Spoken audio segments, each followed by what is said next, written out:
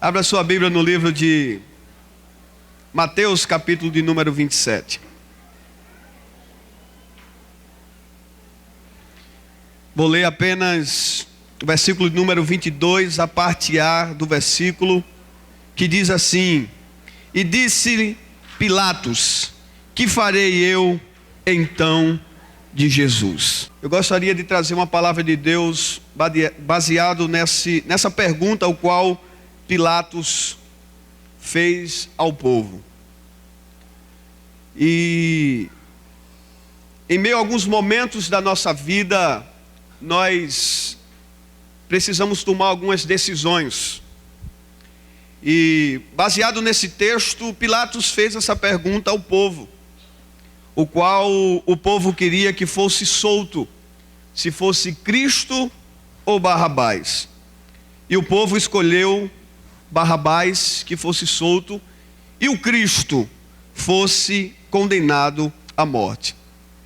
O tema que o Senhor colocou no meu coração é: o que farei eu então de Jesus? E aí eu faço uma pergunta e já inicio com essa pergunta nessa noite: o que é que você tem feito de Jesus na sua vida?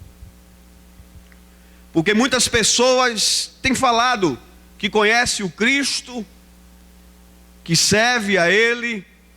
Alguns dizem que já vive com Ele em casa, que não precisa ir para a igreja ou frequentar uma igreja, porque esse Jesus já está em sua vida.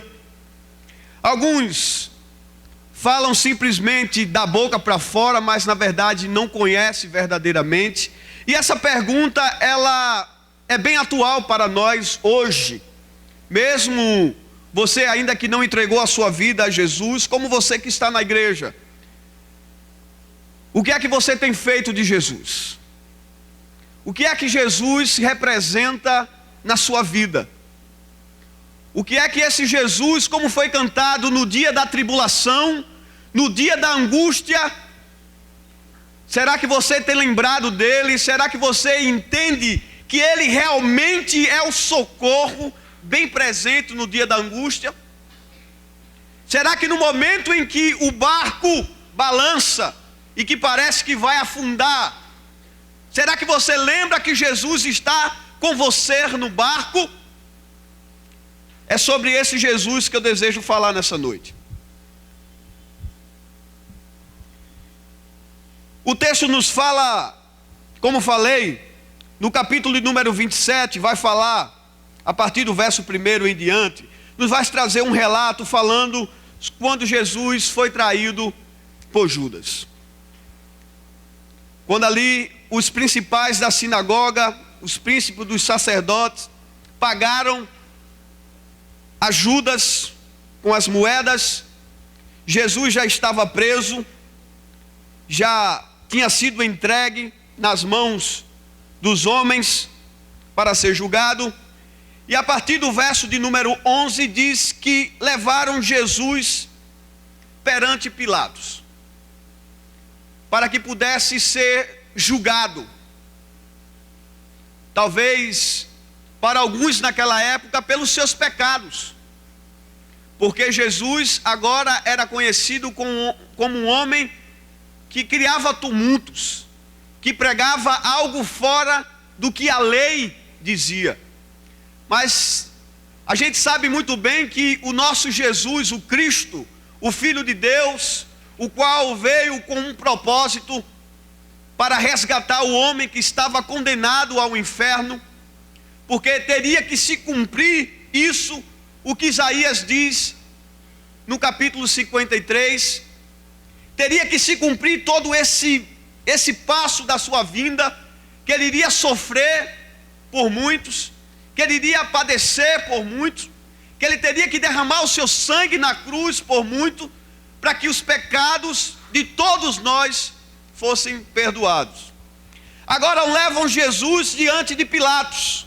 Pilatos, o governador da época, aquele que por mais que os príncipes dos sacerdotes e da sinagoga tivessem que preparar toda a sua acusação contra eles, mas eles não podiam de forma nenhuma dar uma condenação. A única pessoa que poderia condenar a Jesus era Pilatos, porque tinha essa autoridade de fazer esse julgamento. Então agora eles pegaram Jesus, prepararam algo contra Jesus, uma acusação que não existia, porque um homem que só trazia a paz, o homem que só fazia milagres acontecer e trazer paz, alegria na vida de muitos que estavam perdidos, esse homem agora é levado para ser julgado por nada e por não ter feito nada. Mas dessa forma levaram a Pilatos. Quando chega diante de Pilatos, Pilatos tem alguns momentos que ele conversa com Jesus e diz: o povo diz que tu és o rei dos judeus, o que tu dizes? E Jesus, nesse texto, muitas vezes fica calado e não responde nada. E Pilatos começa a perceber que não há nada que venha condenar esse homem, esse Cristo, um homem inocente.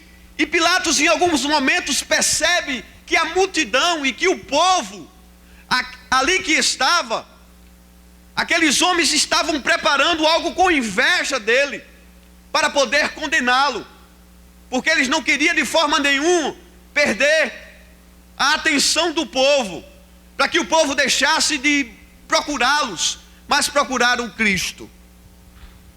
Eu gostaria de falar sobre algumas pessoas nesse texto que eu vou citar, e qual classe dessas pessoas, talvez você amigo, talvez você irmão, se encaixe em um desses. A primeira pessoa que eu gostaria de destacar, e talvez alguém hoje se encaixe com essa pessoa, é a pessoa de Pilatos. Como falei, Pilatos tinha essa autoridade de julgar, mas Pilatos viu e percebeu que Jesus estava sendo julgado por nada, e ele poderia sim fazer com que Jesus fosse solto, mas teria que se cumprir, na verdade, o que, como eu falei para vocês no livro de Isaías. Mas Pilatos era um homem orgulhoso, um homem cruel, um homem que pensava simplesmente nas suas próprias coisas, nos seus próprios interesses. Como diz também no livro de Lucas, capítulo número 13, nos vai falar um pouco sobre Pilatos. Quando algumas pessoas se aproximaram de Jesus e perguntaram: você não vê o que Pilatos fez com aqueles galileus? Que o sangue dos galileus foram derramados. Pilatos derramou o sangue daqueles homens em sacrifício, que junto com os sacrifícios que eles fizeram, o seu sangue foram derramados. Aí Jesus disse: acaso esses homens que foram mortos são mais pecadores do que vós? Vocês também não viram aqueles homens, os judeus, quando a torre de Siloé caiu sobre eles, aqueles homens bons? Também acaso esses homens são mais pecadores do que vós? Acaso se vocês não se arrependerem, vocês são iguais a ele? Pilatos, um homem impiedoso, como falei, um homem que buscava os seus próprios interesses. Em algumas situações, a sua própria mulher teve um sonho, igual ela manda dar um recado para Pilatos e diz: olha, não mexe com esse homem, porque eu tive um sonho e muito sofri por causa desse homem. Alguns dizem: como pode uma mulher pagã e Deus se revelar a essa mulher através de um sonho e não revela aos outros? Mas mesmo assim Pilatos continua com a sua postura, sabendo de tudo, mas ali ele permanece. Talvez, querido, talvez você, em algumas situações das nossas vidas, nos comparamos como Pilatos. Nós entendemos a verdade, nós sabemos da verdade, e muitas vezes deixamos isso de lado.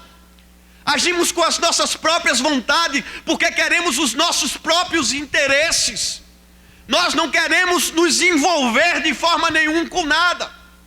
Queremos simplesmente resolver as nossas próprias coisas, os nossos próprios desejos, os nossos próprios interesses. Não quero me misturar. Talvez você se encaixe como essa pessoa. Talvez também você se encaixe com as pessoas, os principais dos sacerdotes. A Bíblia diz que esses homens perseguiam Jesus. Tudo que Jesus iria fazer, esses homens julgavam. Esses homens chegavam e diziam: tu pregas de uma forma diferente, tu ensina de outra forma, tu não viesse para cumprir os mandamentos de Deus. E Jesus, todas as vezes, Jesus ia diante deles e dizia: vim cumprir, vim fazer a vontade do Pai. E esses homens perseguiam Jesus, preparando coisas, ciladas, para poder acabar com Jesus, para poder destruir a vida de Jesus. Mas Jesus veio com um propósito, e um propósito específico: foi resgatar a minha vida e a sua vida da condenação do pecado. Mesmo com que as pessoas estavam preparando, mas ele veio para cumprir o seu papel. Ele veio para cumprir aquilo que o Pai tinha determinado. E esses homens, os principais da sinagoga, principais príncipes dos sacerdotes, como homem também, como a Bíblia relata, como Nicodemos, um homem que conhecia Deus, como eu e você conhece, que entendemos, que falamos. Assim também, um desses eu queria destacar, porque a Bíblia também fala no livro de João capítulo 3 sobre ele, esse homem que é conhecido como Nicodemos, homem que conhecia a palavra, homem que conhecia a lei. Como já falei uma vez, era um homem e que o pai olhava e dizia: eis aí um homem, meu filho, que eu desejo que você se espelhe nele. Um homem exemplar. Mas um dia a Bíblia diz que ele foi ter com Jesus de noite. E quando ele chega perto de Jesus, talvez com a sua teoria, com a sua forma de pensar, de agir, ele chega para Jesus e diz: mestre, Deus é contigo, para que tantos milagres aconteçam através de você. Jesus diz simplesmente algumas palavras para ele, diz assim: se tu não nascer de novo, tu não pode entrar no reino dos céus. Jesus estava dizendo, aí ele faz: mas como eu voltar ao ventre da minha mãe novamente? Aí Jesus disse: se tu não nascer de novo. Tu está entendendo, Nicodemos? Tu estás entendendo? Se tu não nascer de novo, tu não pode entrar no reino dos céus.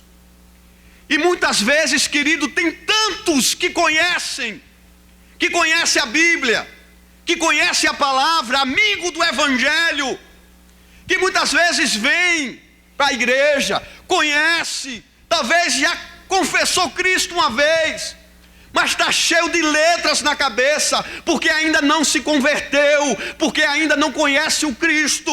E o Senhor diz hoje para mim e para você: é necessário cada dia nascer de novo. E o Senhor diz para mim e para você: é necessário nascer de novo, conhecer, é amar, é ter intimidade comigo. Talvez se encontre alguém em nosso meio hoje assim, que conhece versículos, que conhece a Bíblia, que já disse que já leu várias vezes, mas a sua vida não condiz como um discípulo de Cristo, que é necessário nessa noite nascer de novo e ser conduzido pelo vento do Espírito, que onde quer que ele vá, ele resplandeça a glória de Deus. Não ser como esse homem, esses homens que conheciam a palavra, que conhecia a lei, mas não vivia a palavra, vivia com indiferença, só pensava em si. Quando alguém recebia a cura, ele dizia: mas por que a cura dia de sábado? Como aquele homem do tanque de Betesda. Quando ele é curado, aqueles homens chegam e dizem: mas você não podia ser curado hoje. Não podia. Eles não estavam preocupados se aquele homem que sofria ali por tantos anos recebeu a cura e agora estava feliz. A lei, a letra, eles ficavam presos. Mas aquele homem disse: olha, eu não sei o nome dele, eu não sei o que aconteceu, eu só sei que aquele homem chegou para mim e disse: levanta e anda e toma o teu leito e agora vai para casa. Aleluia. Glória a Deus. São pessoas assim, que muitas vezes estão em nosso meio, se encontram em nosso meio. Como falei, homens que só pensavam nos seus próprios interesses, que pensavam em si próprio.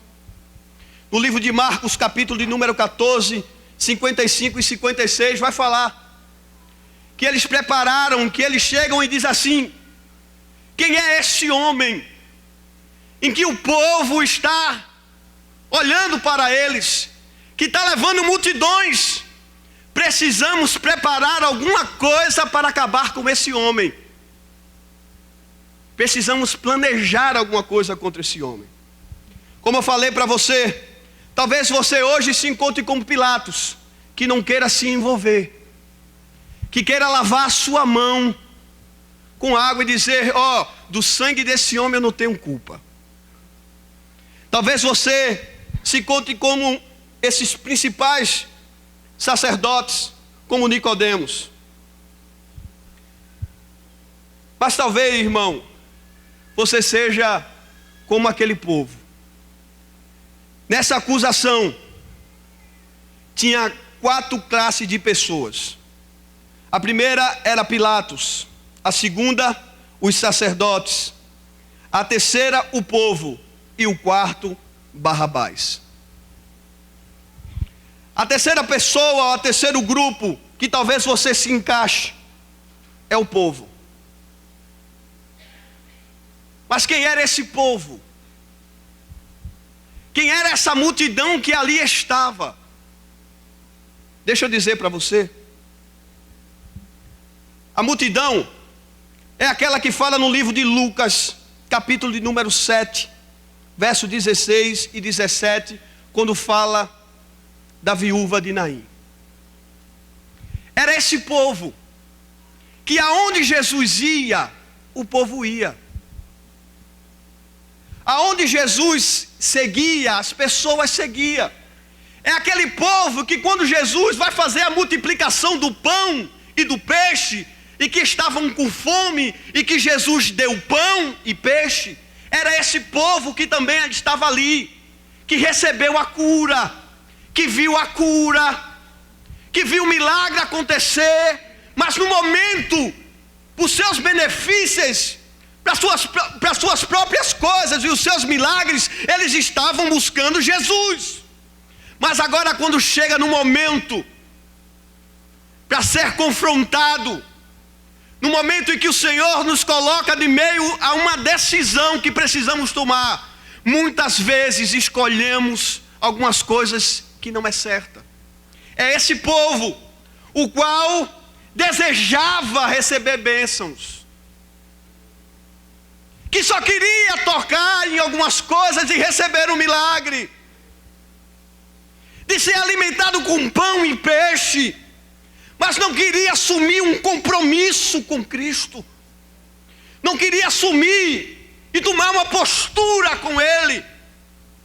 Mas nesse momento Jesus estava sozinho para ser julgado pelo meu e pelo seu pecado.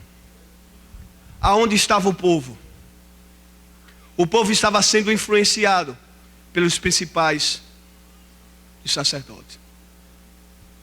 Talvez você se encaixe com esse povo, que você simplesmente procura a igreja, e que você muitas vezes vem para a igreja para querer receber uma bênção, ou porque é algo confortável. Mas me desculpe dizer uma coisa: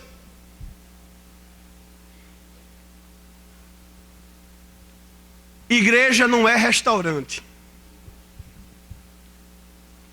Como já falei aqui para os adolescentes, igreja não é hotel,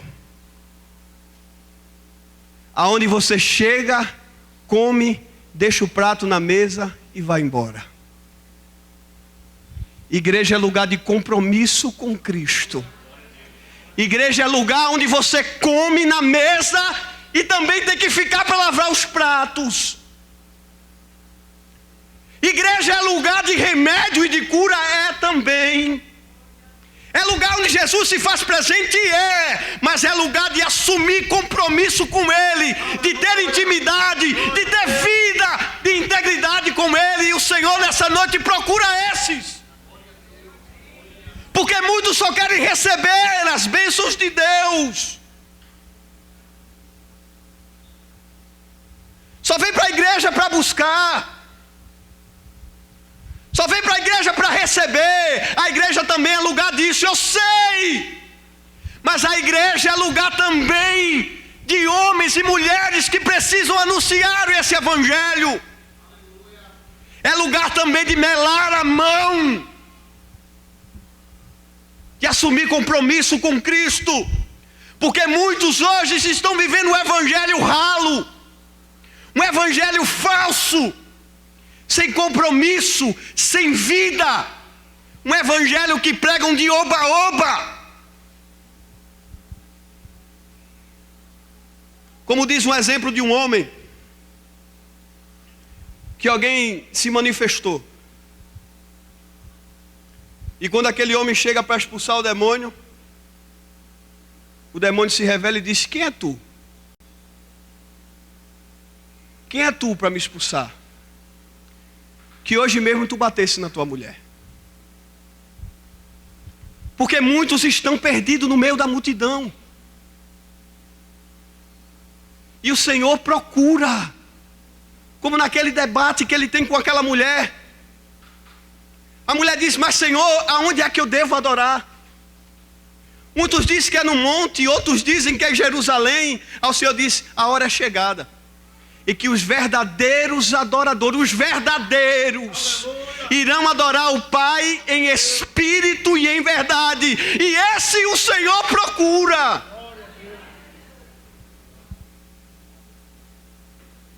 Aleluia. Não sejamos como alguns desse povo, mas que viemos buscar a Cristo, como foi falado hoje aqui. Todos nós passamos por lutas, todos nós passamos por desafios. Talvez você não poderia suportar o que eu enfrento, talvez eu jamais iria suportar o que você enfrenta, mas todos nós temos lutas e desafios. Mas precisamos entender que é nesse momento que foi cantado, no momento de levantar a bandeira e dar glória a Deus, é nesse momento que precisamos entender: eu sou filho, eu tenho um Pai que cuida de mim, eu tenho um Deus que é zeloso, eu tenho um Deus que é amoroso, eu tenho um Deus que zela por minha vida e por minha família, mas eu preciso assumir compromisso com Ele, e não da boca para fora. Talvez você se encaixe com essa da multidão, com alguma dessas pessoas que estava buscando a Cristo pelos seus próprios interesses também, porque queriam receber o milagre, como aqueles homens também, os 10 cegos que foram curados, só um voltou para agradecer. Muitas vezes, queridos, Deus tem abençoado, Deus tem abrido as portas, e muitas vezes gente não vem para a igreja nem para orar, nem para agradecer. Tem gente que passa o ano todo, Deus abençoa, mas só vem para a igreja no dia 31, que é no culto da virada. Mas é verdade. Eu tenho o costume de dizer que Se tem um momento em que o homem pensa em Deus, é quando está no funeral de alguém. Que ele diz assim, meu Deus, o que é que vai ser da minha vida? Ou senão no momento que está passando de crise. Como o evangelista falou aqui, a única solução, a única saída, a única alegria que jamais acabará, a única paz que jamais irá sair da tua casa, o único se chama Jesus de Nazaré. É Ele que você deve procurar, e que nessa noite Ele está presente, porque a sua palavra afirma isso. Se você nessa noite veio procurar Ele aqui, Ele está nesse lugar. Por isso que eu falei para os irmãos, eu gostaria que essa alegria, essa tanta glória na hora do louvor continuasse, porque Ele está em nosso meio. Algo pode acontecer ainda hoje. Aleluia. Mas precisamos nos encontrar, irmãos. Precisamos assumir compromisso. Não tem como. Tem gente agora que já está se aproveitando da internet, pastor. Que diz, eu não preciso ir para o domingo, eu já assisto em casa.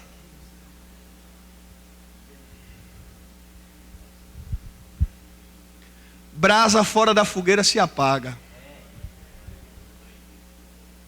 Se sair de perto se apaga.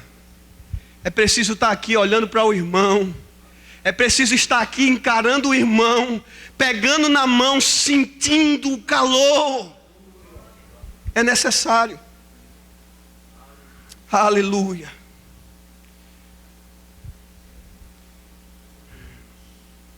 E talvez a última pessoa, que eu creio que essa muito se encaixa, é a pessoa de Barrabás. Quando Pilatos faz a pergunta, versículo 21 diz assim: e respondendo o presidente e disse-lhe, qual desses dois queres que eu solte? E a multidão disse, Barrabás. Talvez você, que sabe que pela vida que você leva, pelo caminho que você anda, não vai dar em boa coisa. Talvez você se encontre como Barrabás. Estava condenado por matar alguém, por ser um homem mau. Mas se a gente parar para pensar, o único que não escolheu nada foi Barrabás. Pilatos escolheu, os sacerdotes escolheram, o povo influenciado escolheu, e o único que não escolheu foi Barrabás, porque alguém precisou morrer em seu lugar.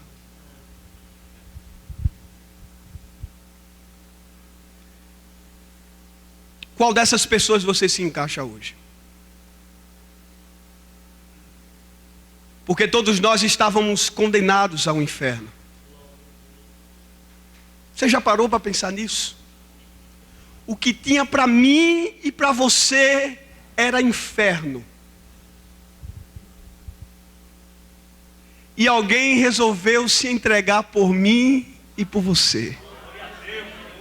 Aí muitos dizem assim, mas se Jesus viesse hoje, eu não iria colocar ele na cruz, será?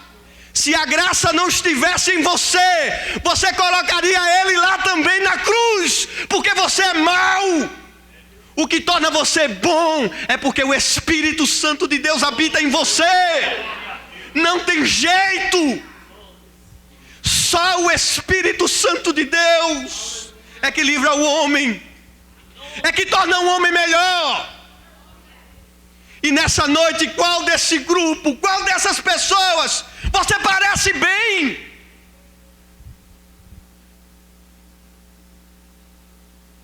alguém escolheu morrer em seu lugar. Ele escolheu morrer por mim e por você. Naquele momento que eu trago à memória, quando Jesus estava no monte do Getsêmani, e que ele chorava porque sabia qual era o seu fim. Porque ele era 100% homem, mas 100% Deus também. Ele sentiu a dor, ele chorou, porque ele sabia que naquele momento de cruz as pessoas iam dizer: crucifica, mata ele. Alguém que ele iria derramar o seu próprio sangue para livrar. Oh, aleluia.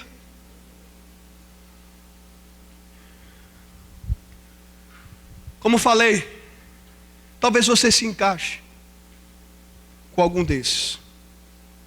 Mas eu queria, para encerrar, eu dizer para você quem foi esse que se entregou no meu e no teu lugar.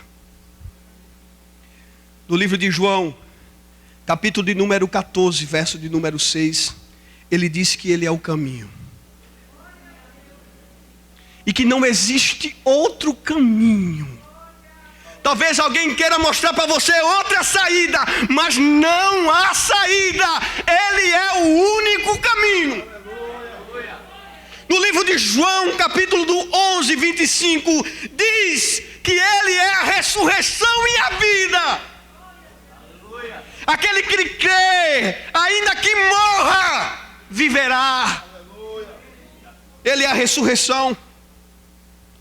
João capítulo 1, verso 29, diz que ele é o Cordeiro que tira o pecado do mundo.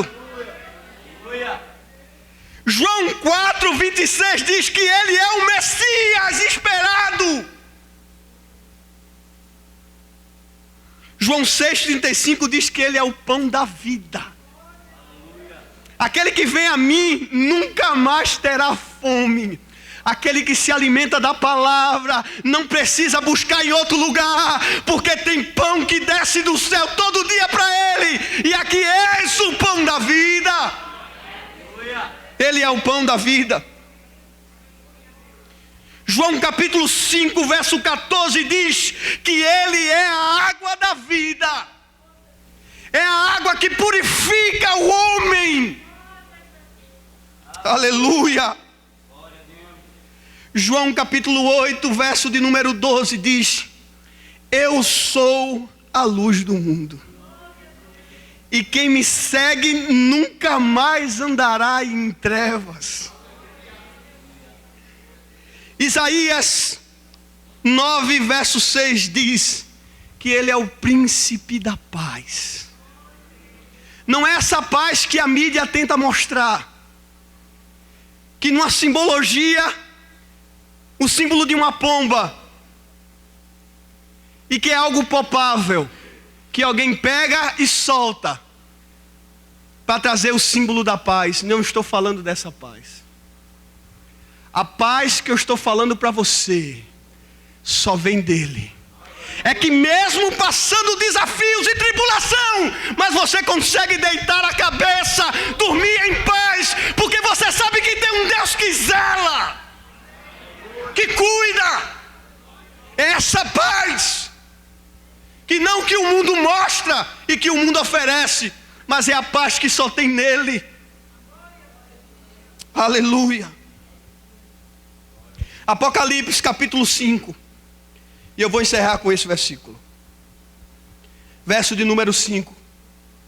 Diz que quando João teve a visão do reino, que ali viu o livro e os selos, e uma voz dizia que não há ninguém no céu e debaixo da terra capaz de abrir o livro e desatar os 7 selos. E a Bíblia diz que João chorou. Chorou. E em um momento, um ancião disse: eis um